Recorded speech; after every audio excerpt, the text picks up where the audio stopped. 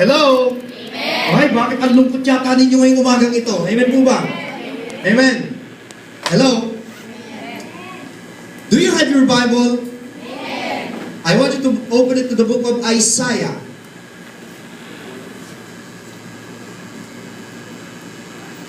Sino yung pinagpala? Nung Lunes pa lang, pinagpala na siya. Patingin niya yung mga kamay. Amen. Praise God. Isaiah chapter 3. Praise God. May gawain ng kabataan mamaya. Amen? May gawain ba kabataan mamaya? Walang gawain. Next week, bakasyon pala kayo. Ganyan po. Isaiah chapter 3. Are you there? Verse 10. Verse 10. I want you to underline.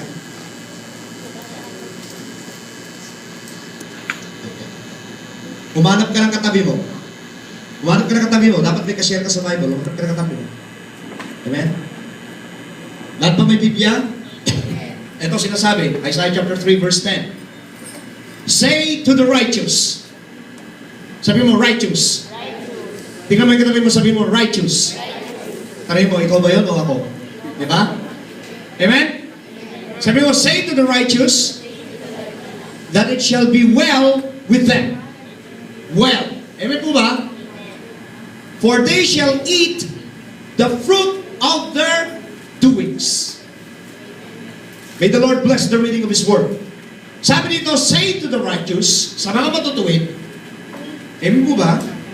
That they shall be well with them. Mabuti ito sa kanila. At sabi dito, they will eat the fruit of their work or doings. Amen po ba? Amen. Today's message is the right of the righteous and the destiny of the faithful. The right of the righteous and the destiny of the faithful. Meron po tayong tinatawag na karapatan. At meron din tayong destinasyon. Amen.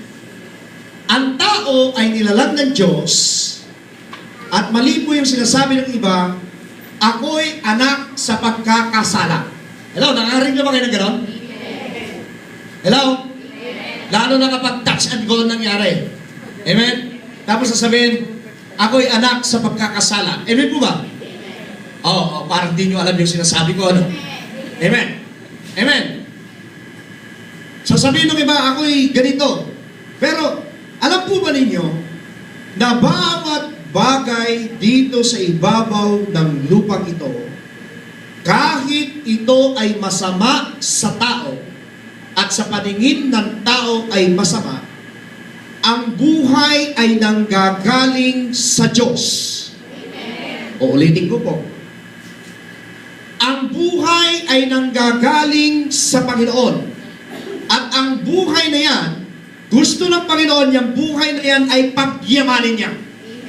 Masama man ang pinagmulan, pagyayamanin ng Diyos. Bakit? Kasi ang Diyos natin ay Diyos ng kabutihan. Amen po ba? The right of the righteous. Meron po tayong katwiran. Meron tayong karapatan. Kung yung mga sasama ay may karapatan, meron din tayong karapatan. Hindi nyo ba alam na ang impyerno o hell ay hindi kasama sa plano ng Diyos? Tignan nyo sa book of Genesis, ano nilikha niya? Nilikha ng Diyos ang langit at ang? Sinabi ba doon naglikha siya ng impyerno? Ano ba nilikha ng Diyos? Langit at? So yun lang ang original destination natin. Langit at lupa. Bakit langit? Kasi nandun yung tinatawag natin source. Yung source natin ng lahat ng blessings natin galing ng langit. Amen. So makikita natin the destiny of the faithful. Paano nangyayari? Gusto ba ninyo pagpalain ng Panginoon? Amen. This is the destiny of the faithful. Sabi ng Panginoon, I created men to subdue, to reign, to govern. in all the things that God has created.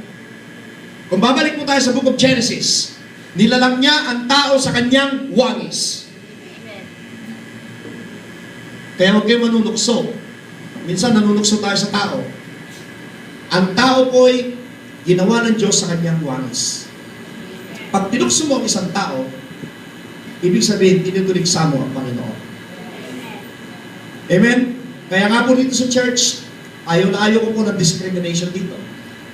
Because the God that we are serving doesn't discriminate.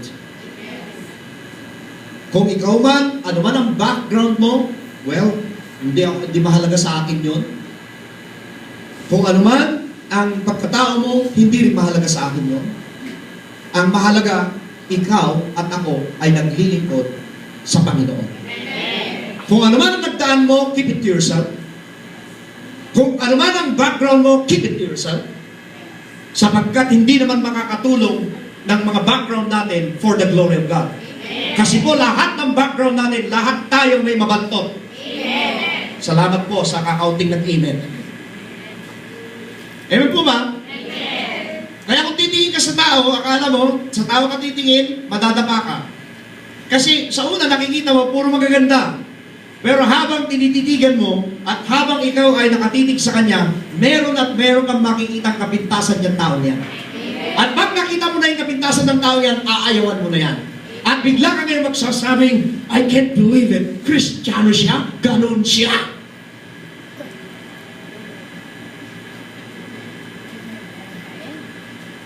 And sometimes we always question them, Kristiyano kaya siya talaga? Amen.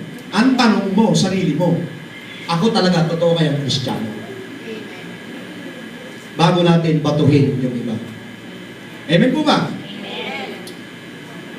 According to Colossians, para tayo magpalain, I want you to turn your Bible to the book of Colossians, chapter 3. Colossians chapter 3. Sabi nga ka rito, may kakilala na ba kayong tao na gusto niya laging pakabig? May kaibigan ba kayo gusto niya laging pakabig? Habang binibigyan mo, kaibigan mo siya. At habang binibigyan mo, sasabihin, ang ganda mo talaga. Ang ganda mo talaga. Habang binibigyan mo siya, amen po ba? At habang binibigyan mo siya, kaibigan mo siya. Amen po ba? Pag wala ka na maibigay sa kanya, di na kumikid mo sa'yo. Isa nag-amen. Pag wala ka na maibigay sa kanya, masama ka na, at kapag magbigay ka ng kakaunti, sabihin, ang damot mo. Hello? What's this? Colossians chapter 3, verse 1 and 2. If then you were raised with Christ, Paul is talking to Christians. Sabi mo sa katabi mo, Christians. So ito hindi sa mga non-believer ito sa believer ito. If you then you were raised with Christ, seek those things which are above. Ang tingnan daw natin na saliksikin natin yung mga bagay na makalangit. Hello? Where Christ is sitting at the right hand of God. Verse 2, set your mind on things above, not on things on earth. Hindi ba kayo nag-question dito? Pastor, akala ko ba ang prosperity, spiritual, physical, financial, ang prosperity? And sagot ko naman, yes, amen. Bakit sinabi rito sa Colossians to set your mind on things above, not on the things on earth? And we are living on earth. May ibig sabihin po rito si Pablo. Ang ibig sabihin ni Pablo dito, ang mga pagpapala darating sa atin, pero wag tayo masyadong mahalin ang mga pagpapala. Ang mahalin natin, yung pinanggalingan ng pagpapala. Yung po ang ibig sabihin ni Pablo doon. Ayan po ba? Na we need to concentrate on the source of blessing, not on the blessings we see. The blessings we see are the manifestation of our faith. Yung mga nakikita natin, manifestasyon na po yan.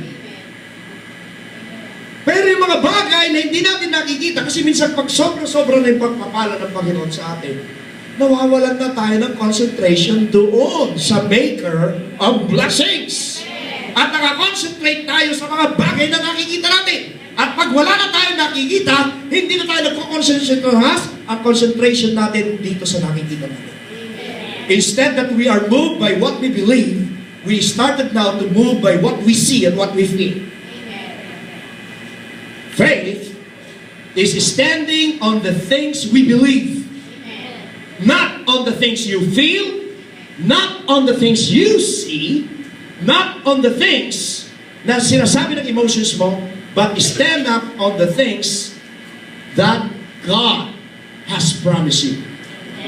Kaya sinabi ni Pablo sa Colossians 3, set your mind on things above. May mga tao pong materyoso. Pag nakatanggap ng pera, sige, waldas doon, SM. Eh kung hindi naman SM, eh, di dyan na lang sa palengke. Amen? Sige, bilhin niya lahat. Lahat bibilhin. Pagkatapos bigla magko-complain, kulang. Tatago na ako. Tapos bigla sasabihin, kulang. Kumusta kapatid? Kulang. Nahurot. Naibusan. Kurang. Hello? Instead of focusing on things above, telling God, you're so good. At kapag doon tayo nakafocus sa taas, lahat ng pagpapala ng Panginoon, kapag marunong tayo mag-appreciate, tayo po'y babahain niya ng pagpapala. Alam, narinig nyo na ba yung tsunami o tsunami? O tsunami? Sa ano na, tsunami? Meron mo nagsasabi, kahit ano pa, tsunami, tsunami, umami, kahit ano pa yan? Amen po ba yan? Amen. Yan ay yung biglang laki ng tubig, di po ba? Na nag-create ng tidal wave. And it caused destruction. Amen po ba? On earth. But in heavenly realm, there is a tsunami of blessing. Oh, glory. Kaya siksik, liglig at umapaw. At pag nagpalang Panginoon, if you set your mind on things above, ang blessing ng Panginoon, hindi mo na mamalayan, nasa pintuan mo na. Oh, you don't need to look for it. God will bring it to your door. He will deliver it to your door. To your household. Your healing will come. Prosperity will come. Peace of mind will come. Makikita mo yung mga children mo, biglang aayos ang kanilang dakbo na pamumuhay. Sasabihin, oh, bless the Lord, hallelujah. My children are good. Amen po ba? Amen. Kasi po, makikita po natin, nakakonsentrate tayo sa heavenly realm. But if we keep on focusing on earthly realm, ang buhay po natin lalong mahirap. Amen po ba? Amen. Is it the will of God to bless us? Yes, it is. Things on earth are blessing, but do not put your affections on it. Do not put your affections to the person who gives you that blessing, but rather put your affections to the source of that blessing. Nasasabi mo, Lord, salamat po na marami. Alam po ba ninyo, ang susi sa prosperity is obedience. Bakit tayo tinawag na full gospel church? We are full gospel church because we believe in threefold of blessings. The threefold of blessings are material, physical, financial. Bukod sa spiritual natin. Amen po ba? Amen. Wala pong Kristiyanong mayaman yung espiritu, mahirap yung kanyang physical. Mahirap yung kanyang kaluluwa. Mahirap yung kanyang financial. Ang gagawin po, kaya nga meron, God can change us from glory to glory to glory to glory to glory. Hindi naman po na-acquire ito ng overnight. But see the changes over your life nung nakilala niyo ang Panginoon. God promoted you from glory to glory to glory to glory to glory. Balikan ninyo yung mga kinabukasan ninyo, yung mga nakaraan ninyo. Dati nakatira lang kayo sa maliit na bahay na parang hirap na hirap. Pero ngayon, okay na kayo at kayo nananagana. Amen po ba? Oh, glory to God. Amen po ba? And you can say, Lord, thank you. Amen. Set your things above. Amen. Prosperity or abundance will not come until we obey. Salamat po sa dalawang amen. Prosperity or abundance will not come until we obey. Meron pong magandang example sa Bible. John 6. Punta ka sa John chapter 6. Hallelujah. We have the right. We have the right to be blessed. Sabi mo sa katabi mo, I have the right to be blessed. You have the right to be blessed. Karapatan natin yon bilang mga anak ng Diyos. Hello? Sino po rito yung may mga anak? Taas kayo kamay. May refrigerator kayo sa bahay. May pagkain. O puro tubig. May pagkain, ha? Tanong ko sa inyo, pag anak ninyo nagbukas ng refrigerator, pinagbabawalan mo ba? Hindi po ba? Kasi anak mo yon. Pero pag dayuhin ka ng kapitbahay mo, ba't mo bubuksan yung refrigerator ko? Pag kapitbahay mo, di po ba? Pero pag anak mo, autorizado. Amen. Meron siyang right. Amen. So you and me, we have the right to be blessed because we are the children of God. We have the right to receive healing because we are the children of God. Oh, glory to God. John 6. Punta mo sa John chapter 6. John chapter 6, verse 10 to 12. Amen? Hello? Nawalan na ba kayo? Nasubukan niya ng kumain. Pagkatapos ang dami ninyo, yung pala yung bitin yung kanin. Hello? Bitin yung kanin. O kaya bitin yung ulam. O kaya nagluto ka ng masarap. Masarap yung niluto mo. Eh para sa inyo lang. Halimbawa, 3 lang kayo sa tahanan. Bigla may dumating ka bisita, 15. Eh niluto mo good for 3. Hindi po ba? Tapos yung mga bumisita naman sa'yo, hindi naman basta-basta mga tao, kundi kadikit mo rin. Di ba hindi ka mapakali?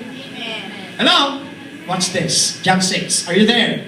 John chapter 6 verse 10. Hallelujah. Tingnan mo yung katabi mo. Nandun naman? Amen. Then Jesus said, make the people sit down. Si Jesus po, nangangaral siya, sinusundan siya ng maraming tao. Amen po ba? Nagutom na itong mga tao. Amen po ba? Tinanong niya muna si Philip. Basahin nga natin. Sabi niya rito, now the Passover feast of the Jews was near. Verse 5. Then Jesus lifted up his eyes and seeing a great multitude coming toward him, he said to Philip, where shall we buy bread that this may eat? Sabi niya, Philip, saan tayo kukuha ng tinapay para mapakain natin ang ganitong kakapal na tao? But this he said to test him, for he himself knew what he would do. Si Jesus, alam niya ang gagawin niya. Tinatanong niya si Philip, makinig ka sa akin. May pangangailangan ka, tinatanong ka ng Panginoon. Alam na ng Diyos kung anong gagawin niya sa pangangailangan mo. Pero tinatanong ka pa rin ng Panginoon. Kasi gusto malaman ng Panginoon kung anong gagawin mo sa pangangailangan mo. Amen? According to the scripture, He knows already. But God is asking Philip because He wants to prove what Philip will say. Verse 7, Philip answered him, 200 denarii worth of bread is now sufficient for them, that every one of them may have a little. Sabi ni Philip, kung meron man tayong 200 na denaryo para mapakain lahat yan, kung pwede tayo makabili ng tinapay na halagang 200 na denari, kaya lang, hindi mabubusog yung mga yan, kundi kaunti lang ang makakain nila, pira-piraso lang. Amen? Ilan po ba yung kalalakihan dito? 5,000. Hindi pa kasama yung mga bata at kababaihan. Amen po ba? Verse 8, and one of his disciples, Andrew, Simon Peter's brother, said to him, there is a lad. Yung lad po doon, there's a boy here who has 5 barley loaves and 2 small fish. But what are they among so many? Alam po ninyo, may bata doon na may dala siyang 5 slice na bread at saka 2 isda. Amen? At ibinigay ng bata. Hello? Ibinigay ng bata. Pwedeng kainin ni Jesus yun. Binigay sa kanya eh. Pwedeng kainin ni Jesus. Pero makita po ninyo, Jesus is so much concerned about people. Nandun po yung kanyang affection. Hindi ba kanina sa reference natin, set your mind on things above. Kaya nga po, nung makuha ni Jesus itong 5 loaves of bread at saka 2 isda, ang ginawa niya ay nagpasalamat sa Ama. So, ibig sabihin, yung pangangailangan mo, kapatid, you always acknowledge God that He is the source of everything. That even though the needs during this time is to feed 5,000 men, except women and children, ngunit ang dumating lamang ay 5 loaves of bread at saka 2 isda, nagpasalamat pa rin ang Panginoon, acknowledging that heaven will be the one to multiply these blessings. Kasi lahat nanggaling sa langit. So kailangan we set our mind on things above. Na magpasalamat tayo sa Diyos na buhay. Kung ano man ang nakahain sa inyong lamesa, magpasalamat kayo sa Panginoon. Huwag mo sasabihin sa nanay mo, nanay, nakakainis naman, galunggong na nga kahapon, galunggong pa kayo. Buti nga may galunggong ka, iho. Nakita mo ba yung mga batang pagpag? Di ba kayo naawa sa mga batang pagpag? Alam niyo ba yung tinutukoy ko? Kumain ka sa Jollibee, makita mo to sa basurahan. Hinahalukay. Akala ko kung ano hinahalukay ng bata. Yung palang hinahalukay niya yung mga lumang pagkain. And you are not like that. And sometimes we don't appreciate God. May sasakyan ka, mabuti may sasakyan ka. Yung iba wala sasakyan. Ay, may sasakyan ako, bulok naman. Mabuti ka may sasakyan ka. Yung ibang tao naman pintas ng pintas. Tignan mo na may sasakyan yan, lumang-luma. Ikaw nga, wala eh.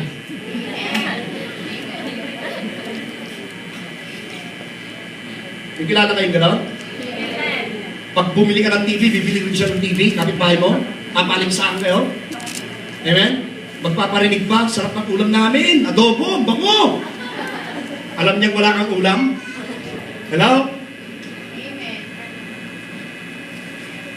May mga taong materyoso. Wala silang ginawa kundi material na bagay. Mahal ka niya pag mayaman ka. Pag mahirap ka na, babay, sayonara, goodbye, hasta la vista. Amen po ba? Mahal ka niya pag malakas ka. Pero pag nanghina ka at kasakit ka, wala na. Amen po ba? Set your mind on things. Watch this. When they gave that 5 loaves of bread and 2 fishes to Jesus, He started to give thanks to Father God.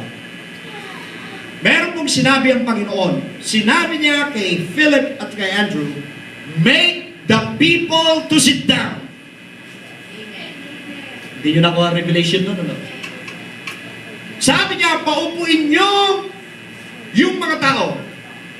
At nung nagdasal na siya, ang sinabi niya kay Andrew at saka kay Philip, ang bigyan lang ninyo yung nakaupo. Basahin ninyo. Deserve ninyo sa mga nakaupo. So, ibig sabihin, isi-serve lang lamang ni Lord yung kanyang blessing sa mga taong obedience. Amen. Sabi mo sa katabi mo, kasama ako dun. Come on! Sabi ng Panginoon, you serve it to those people that are seated. Kasi in the first place, sinabi niya, make them to lie down, make them to sit down on grass. Ang Panginoon po, lahat ng pinapagawa niya sa atin, lakapan natin ng pagsunod at sunod lang ng sunod, sunod lang ng sunod, pagpapalay susunod.